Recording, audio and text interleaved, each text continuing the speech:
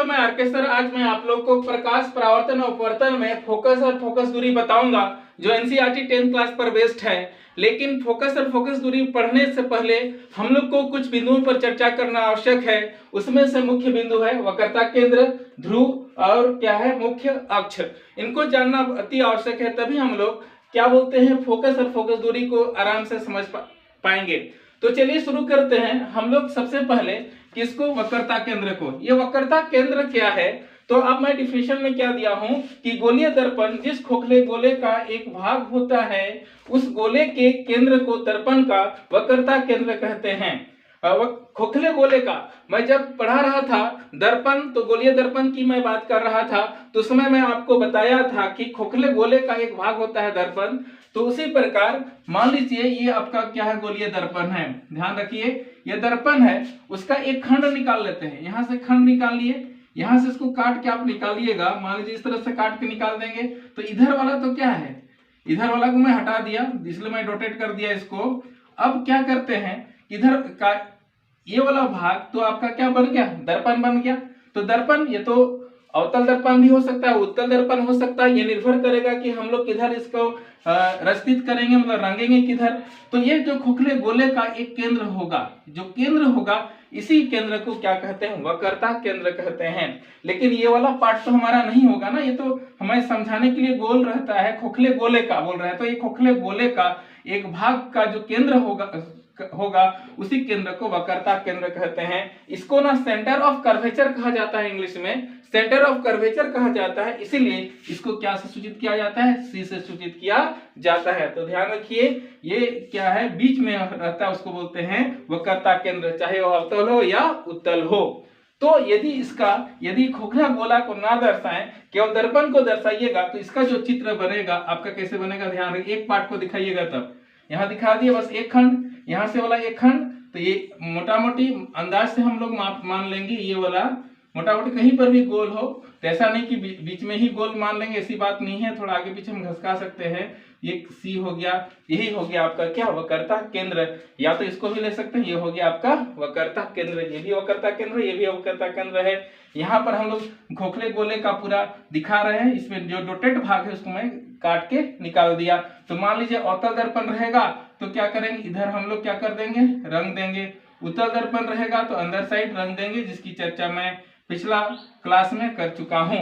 तो इसको थोड़ा सा मैं कर दूं, ठीक ठाक है चलेगा। ये चाहे इधर वाला को हम नहीं लिख रहे हैं, मतलब इधर वाला को हम नहीं बना रहे हैं, तो इस तरह की आकृति आपको देखने को मिलेगी। तो ये हो गया क्या, आपका वक्रता केंद्र। मैं उम्मीद करूं समझ में आया होगा, इसलिए मैं इधर लिख दिया हूं इसे कैसे प्रायः सी से सूचित किया जाता है। तो ध्यान में रखिएगा कि गोलीय दर्पण जिस खोखले गोले का एक भाग होता है उस गोले के केंद्र को, उस गोले के किसको, केंद्र को दर्पण का वक्रता केंद्र कहते हैं। इसे किससे सूचित किया जाता है, सी से सूचित किया जाता है, जैसे आकृति में आप देख रहे हैं। आगे की ओर हम बात करते हैं ध्रुव। ये ध्रुव क्या है, ध्रुव जिसको इंग्लिश में कहा जाता है पोल। तो क्या बोलता है डिफिनेशन कि गोलीय दर्पण के ज्यामितीय केंद्र को दर्पण का ध्रुव कहते हैं। ज्यामितीय केंद्र मतलब क्या होता है, ज्यामितीय मतलब जैसे वृत्त की रचना हुई तो उसका जो गोलाकार जो रास्ता बना, उस क्षेत्र को, वो एरिया को क्या बोलते हैं, एरिया को नहीं, वो रास्ता को हम क्या बोलेंगे, ज्यामितीय बोलेंगे, ज्यामितीय केंद्र बोलेंगे। तो ज्यामितीय बोलेंगे, ये ज्यामितीय का क्या हो गया, रास्ता। तो ज्यामितीय केंद्र को दर्पण का क्या कहते हैं, ध्रुव। तो मान लीजिए दर्पण बना, मान लीजिए ये क्या है, अवतल दर्पण है आपका। ये वाला कौन सा दर्पण हो गया, अवतल दर्पण।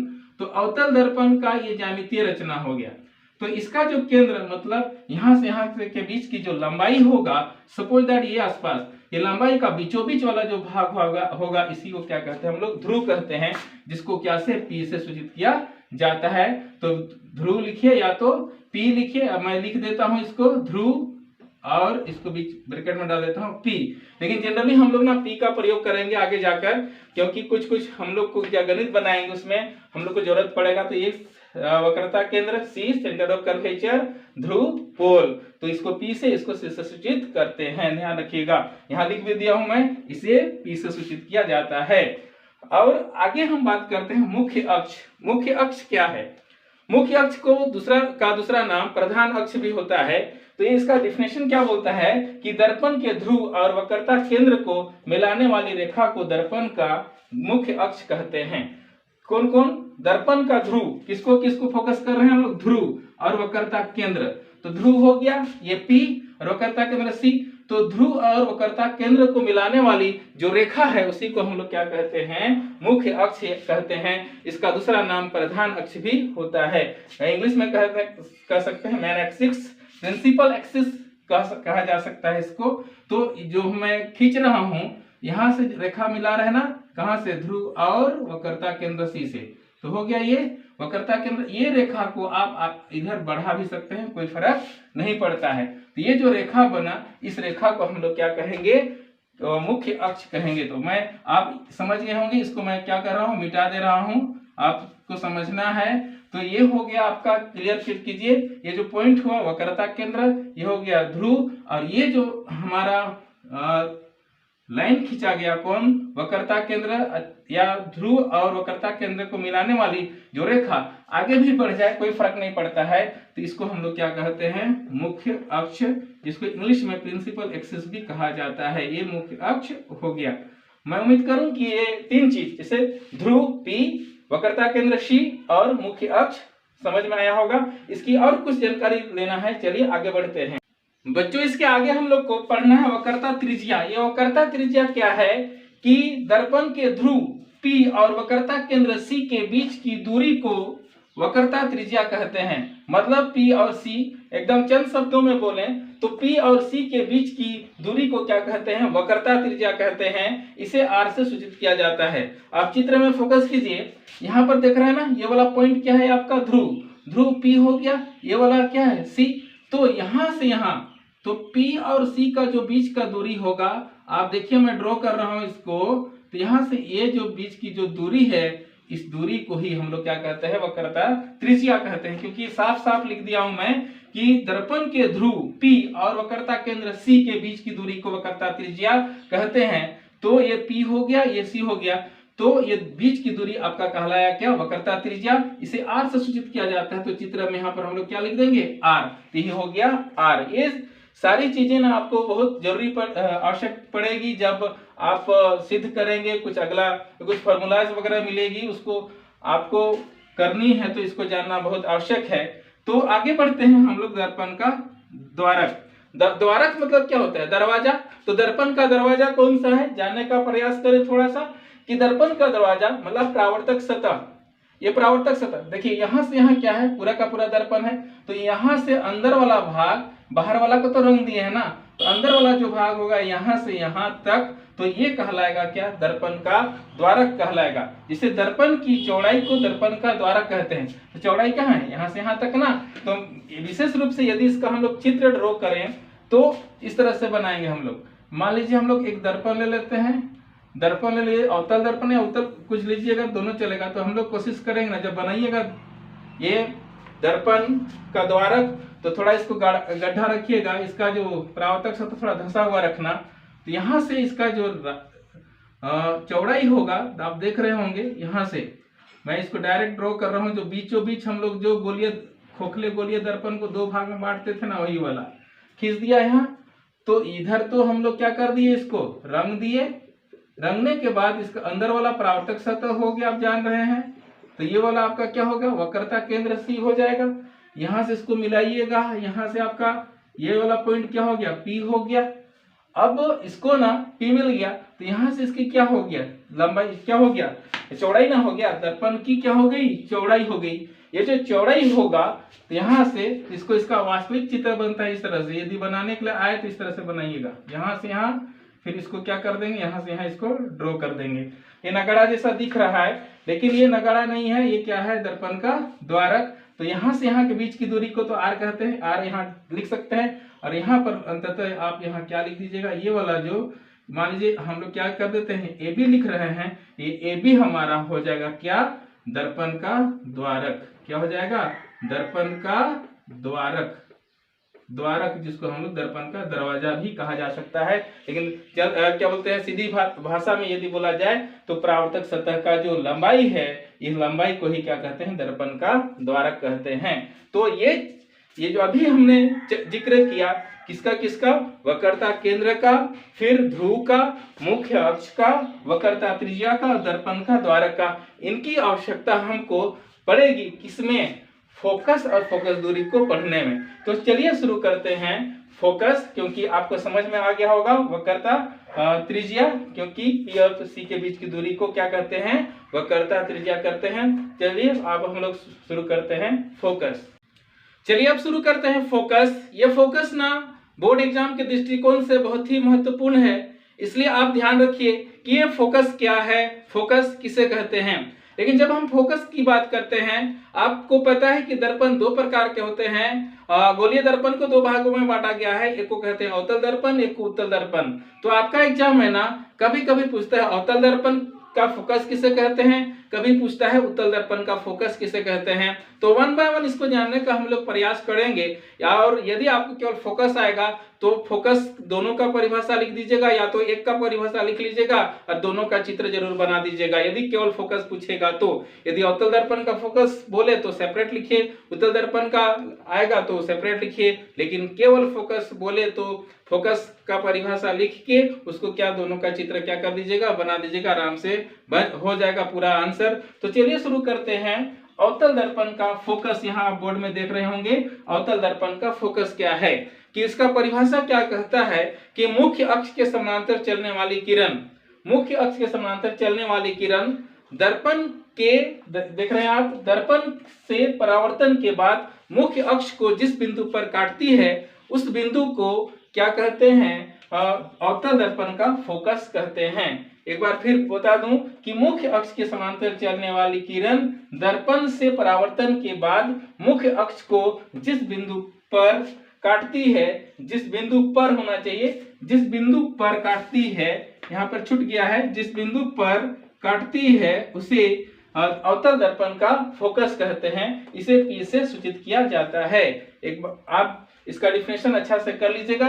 तो आप फोकस किससे कहते हैं, लेकिन केवल यदि फोकस आता है तो परिभाषा लिख दीजिएगा तो एक पूरा नहीं होगा, इसके लिए आपको ना उसका चित्र भी बनाने की आवश्यकता है। तो चलिए इसका चित्र बनाते हैं। कैसे, तो सबसे पहले अवतल की बात कर रहे हैं तो हम लोग क्या करेंगे, अवतल दर्पण लेंगे। मैं बना लिया अवतल दर्पण। ये अवतल दर्पण, थोड़ा सा मैं इसको थोड़ा डीप कर दूं, दैट मीन्स इसका जो परावर्तक सतह क्या हो, धंसी भी हो। यह हो गया आपका अवतल दर्पण। अवतल दर्पण में जो अभी हम लोग पढ़े हैं उसका भरपूर उपयोग होगा और बार बार उपयोग होते रहेगा, इसलिए ध्यान में रखिएगा। तो आपको पता है ना, ये आपका क्या हो गया, मुख्य अक्ष, और ये मुख्य अक्ष कहाँ से जाती है, क्या, P से। आपको पता है ये P से जाती है। और यहाँ पर क्या होगा, जो इसका केंद्र होगा, गोलीय दर्पण का जो केंद्र होता है इसको क्या कहते हैं, वक्रता केंद्र। मान लीजिए यहाँ पर वक्रता केंद्र यहाँ पर है, यहाँ C हो गया। तो मैं क्या बोल रहा हूँ कि ये मुख्य अक्ष हो गया, तो मुख्य अक्ष के समानांतर चलने वाली किरण, मान लीजिए मुख्य अक्ष के समानांतर ये किरण जा रही है ना, मुख्य अक्ष समानांतर AB किरण गई और दर्पण से टकराने के बाद जो परावर्तित हो जाती है, लौटने की घटना परावर्तित कहलाती है। तो टकराने के बाद मान लीजिए यह क्या करती, इस दिशा में चली जाती है, इस दिशा में चली गई, इधर से आई और इस दिशा में चली गई। उसी प्रकार मान लीजिए और दूसरी किरण इधर से जा रही है, ध्यान रखिए, दूसरी किरण यहाँ से नीचे से गई, ये इधर से गई, जाने के बाद वह इस बिंदु पर, मान लीजिए AB, ये हो गया क्या, CD किरण, जाने के बाद यह क्या की, ये जाएगी, मुड़ जाएगी टकराने के बाद। तो एक ऑटोमेटिक जिस बिंदु पर जाएगी, ये कितना भी किरण आप लीजिएगा, कितना भी किरण आएगा, दर्पण से टकराकर इसी बिंदु पर जाएगी। इसी बिंदु को ही क्या कहते हैं, अवतल दर्पण का फोकस कहते हैं। मैं यहाँ लिखा हूँ, इसे F से सूचित किया जाता है, इसलिए मैं यहाँ F से क्या कर दिया, डिनोट कर दिया। तो कहाँ से, सीधा यहाँ से गई और यहाँ से जाने के बाद ये वापस चल गई इधर, और ये वाला किरण भी यहाँ से गई, फिर यहाँ इस दिशा में क्या कर गई, चल गई। तो मान लीजिए ये AB किरण M की दिशा में चली गई और CD किरण कौन सा दिशा में चल गई, N की दिशा में चली गई। लेकिन जो ये दोनों किरण किस बिंदु पर कटता है, F बिंदु पर। इसी बिंदु को दर्पण का फोकस, कौन सा दर्पण, अवतल दर्पण का फोकस। आप बोलिएगा कि सर ये एक ठो तो आप तो दो ही खींचे हैं, तो आप कितनों भी खींचिए, मान लीजिए आप यहाँ पर दर्पण ले लेते हैं, उसके बाद कितनों भी आप खींचते हैं किरण, सभी ये जाकर इसी बिंदु पर क्या करेगी, हमेशा सभी फोकस पर ही जाएगी। ऐसा नहीं कि ये दोनों केवल इस पॉइंट पर कटेगी और दूसरा अलग पॉइंट पर जाएगी, ऐसी बात नहीं है। सभी किरण कहां पर जाती है, फोकस एफ पर ही होकर गुजरती है। तो आप अच्छे से याद रख लीजिएगा फोकस की परिभाषा और इसका चित्र जरूर ड्रॉ कीजिएगा। मैं फिर से रिपीट करता हूं कि मुख्य अक्ष के समानांतर चलने वाली किरण दर्पण से परावर्तन के बाद मुख्य अक्ष को जिस बिंदु पर काटती है उस बिंदु को दर्पण का फोकस कहते हैं। जब आप फोकस जान गए तो आराम से आप समझ जाइएगा कि फोकस दूरी क्या है। तो चलिए फोकस दूरी का भी परिभाषा जान लेते हैं, ये भी बहुत इंपॉर्टेंट है आपके लिए। ये फोकस दूरी क्या है कि दर्पण के ध्रुव के छूट गया है, तो दर्पण के ध्रुव P और फोकस F के बीच की दूरी को फोकस दूरी कहते हैं। दर्पण के क्या बोल रहे हैं, P और F, मतलब P और F के बीच की दूरी को क्या कहते हैं, फोकस दूरी कहते हैं। मतलब देख रहे हैं ना, यहाँ से यहाँ के बीच की दूरी। लेकिन जब आप फोकस का परिभाषा लिखिएगा तो ये चित्र बनाइएगा, तो ये फोकस दूरी का चित्र ना मैं अलग से बना दे रहा हूँ इधर। तो ये आपका फोकस दूरी जो होगा, ध्यान रखिए, यहाँ बनाया, ये भी क्या हो गया आपका अवतल दर्पण। आपको चित्र बनाने का हैबिट करना पड़ेगा क्योंकि बहुत चित्र बनाना पड़ता है इस चैप्टर में। तो ये अवतल दर्पण हो गया, तो यहाँ P हो गया। तो आप जान रहे ना, सपोज दैट यहाँ पर मान लेते हैं F मिल गया, यहाँ क्या मिल गया, C मिल गया। ये P और C के बीच में ना F आ रहा है और बीच में भी होता है, उसको आगे जाके हम लोग प्रूफ करेंगे, F हो गया।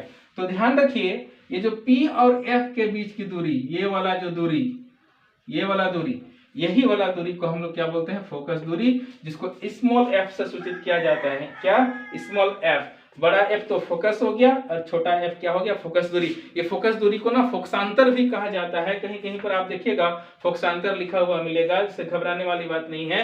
बस दिमाग में रखिए कि P और F के बीच की दूरी को क्या कहते हैं, फोकस दूरी कहते हैं। इस प्रकार हमारा क्या हो गया, अवतल दर्पण का फोकस और फोकस दूरी हो गया। तो चलिए शुरू करते हैं उत्तल दर्पण का फोकस और फोकस दूरी। बच्चों, उत्तल दर्पण का फोकस क्या कहता है, ध्यान रखिएगा कि मुख्य अक्ष के समानांतर चलने वाली किरण दर्पण से परावर्तन के बाद मुख्य अक्ष को जिस बिंदु पर यहाँ भी छूट गया है पर, जिस बिंदु पर, तो यहाँ भी मैं डाल दूं पर, मुख्य अक्ष के समानांतर चलने वाली किरण दर्पण से परावर्तन के बाद मुख्य अक्ष को जिस बिंदु पर काटती हुई प्रतीत होती है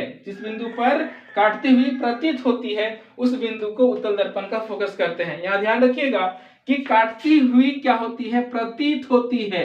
मतलब वास्तव में कटता नहीं है, हम लोग इमेजिन करते हैं, हम लोग वहां पर संभावना जताते हैं कि यहाँ पर प्रकाश की किरण क्या होगी, कटेगी। तो उस बिंदु को दर्पण का क्या कहते हैं, फोकस कहते हैं। किसका, उत्तल दर्पण का।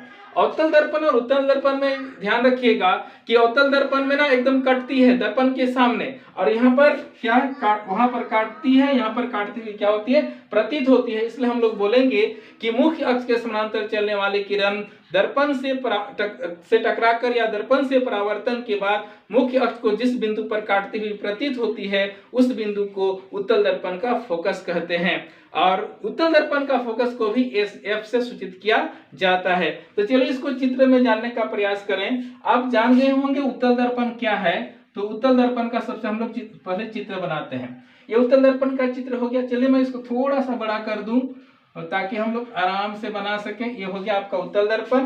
तो उत्तल दर्पण का क्या होता है कि जो उभरा हुआ भाग क्या होता है, परावर्तक सतह, मतलब जो धंसी हुई भाग को हम लोग क्या कर देंगे, रंग देंगे, मतलब रस्तित कर देंगे। तो ये हो गया रंगा हुआ भाग, इधर प्रकाश परावर्तित नहीं होगी। तो मुख्य अक्ष तो इधर बनेगा ना, मुख्य अक्ष ये हो गया मुख्य अक्ष। तो ये हो गया आपका P, 100% श्योर। तो ये किरण आगे भी जा सकती है ना, तो हम लोग इसको डॉटेड लाइन में आगे क्या करेंगे, बढ़ा देंगे। ये मुख्य ही अक्ष है। यहाँ डॉटेड इसलिए क्योंकि इधर तो रंगा हुआ है, हम तो अनुमान कर रहे हैं ना। तो मुख्य अक्ष के समानांतर चलने वाली किरण मान लीजिए, हम मान लेते हैं इसको ले लिए दोनों साइड से, ऊपर से नीचे से। अब मुख्य अक्ष के समानांतर चलने वाली किरण हमारी हो गई। अब ये मिलने के बाद हम लोग क्या करेंगे कि कि मुख्य अक्ष के समांतर चलने वाली किरण दर्पण से परावर्तन के बाद मतलब ये क्या हो जाएगा, इधर पलट, इधर जिधर गड्ढा रहता है उधर गुण रहता है प्रकाश का कि जिधर गड्ढा रहेगा उधर ही बैरंग वापस होगा, मतलब क्या होगा, परावर्तित होगा। थोड़ा इसको मैं सीधा कर दूं तो ये आई प्रकाश की किरण इधर से और टकरा कर इधर क्या हो गई, वापस हो गई इस दिशा में।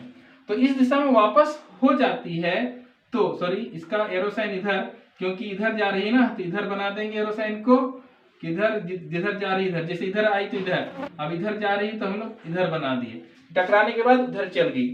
अब क्या करते हैं हम लोग ना, इस किरण को इधर, ये जो परावर्तित किरण को क्या किए हम, इस परावर्तित किरण को इधर बढ़ाते हैं तो हमको क्या देखने को मिलता है, देखिए ये ना, ये मुख्य अक्ष जो इधर अनुमान लगा है इसको इस बिंदु पर क्या कर रही है, काट रही है। तो यही बिंदु क्या होगा, फोकस होगा।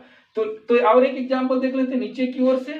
तो यदि हम इसको नीचे वाला को भी देखते हैं तो मान लीजिए ये हो गया मुख्य अक्ष के समांतर चलने वाली किरण, कोई भी नामकरण करेंगे तो ये टकराने के बाद क्या होगा कि इस दिशा में क्या करेगी, बैरंग वापस चली जाएगी, तो यहाँ से चली आई और इस दिशा में क्या हो गई, चल गई, मतलब इधर भी चल जाएगी। मैं जानबूझ के आगे नहीं किया क्योंकि यहाँ पर लिखे है ना डिफिनेशन, इसीलिए। अब इसी को पीछे की ओर बढ़ाते हैं, ये भी जाके कहाँ पर मिलेगी, इसी बिंदु पर। तो ये जो बिंदु होगा इसी बिंदु को क्या कहेंगे हम लोग, दर्पण का फोकस कहेंगे। किसका, उत्तल दर्पण का। तो चित्र ध्यान से बनाइएगा, ये P हो गया, F हो गया। तो यदि इधर वाला खोखला होगा इधर तो इसका वक्रता केंद्र इधर क्या हो जाएगा, C इधर हो जाएगा आपका, है ना। ये वक्रता केंद्र C हो गया, ये हो गया मुख्य अक्ष, ये P, ये F, ये वक्रता केंद्र C। तो इसका नामकरण कर देते हैं AB प्रकाश की किरण वो किस दिशा में चल गई, M दिशा में, और ये CD प्रकाश की किरण है वह बैरंग वापस लौट के मतलब परावर्तित होके किस दिशा में चल गई, N दिशा में क्या गई, चल गई। तो ये हुआ क्या, फोकस का, उत्तल दर्पण के का फोकस का चित्र। जिसे मैं बनाया हूँ वैसे ही बनाने का कोशिश कीजिएगा, बल्कि हमसे सुंदर बनाइए ताकि और अच्छा लगे। तो फाइनली हम लोग का क्या होगा कि मुख्य अक्ष के समांतर चलने वाली किरण दर्पण से परावर्तन के बाद मुख्य अक्ष को जिस बिंदु पर काटती हुई प्रतीत होती है उस बिंदु को उत्तल दर्पण का क्या करते हैं, फोकस करते हैं। इसे भी F से क्या किया जाता है, सूचित किया जाता है। ये डिफिनेशन लिखने के बाद क्या कीजिएगा, इस चित्र को आप बना लीजिएगा। पहले क्या की मत पहले चित्र मत बनाइएगा, पहले क्या लिखिए, डिफिनेशन लिखिए, उसके बाद चित्र बना लीजिएगा। अब रही बात फोकस दूरी का ना, जैसे अवतल दर्पण का परिभाषा हुआ था सेम टू सेम उत्तल दर्पण के फोकस दूरी का परिभाषा होगा। लेकिन ध्यान दीजिए इसका जो फोकस दूरी होगा क्या, P और F के बीच, इधर यहाँ, लेकिन वही होगा जो अवतल दर्पण का है। इस प्रकार हम लोग अवतल दर्पण और उत्तल दर्पण का फोकस पढ़ लिए। लेकिन ध्यान रखिए कि दोनों में चित्र का अंतर है, इसलिए दोनों चित्र को ढंग से बना लीजिएगा। तो उम्मीद करूं ये समझ में आया होगा। यदि आया तो ईमानदारी से जल्दी से आप मेरा चैनल को सब्सक्राइब कर दीजिए, शेयर कीजिए अपने दोस्तों को, जितना हो सके ज़्यादा से ज़्यादा लाइक कीजिए। और इसका जो नोट्स चाहिए था तो आप मेरा वीडियो का जो डिस्क्रिप्शन है उसमें जाके देख लीजिएगा, आराम से आपको अच्छा नोट मिल जाएगा। तो मिलते हैं नए वीडियो में। जय हिंद।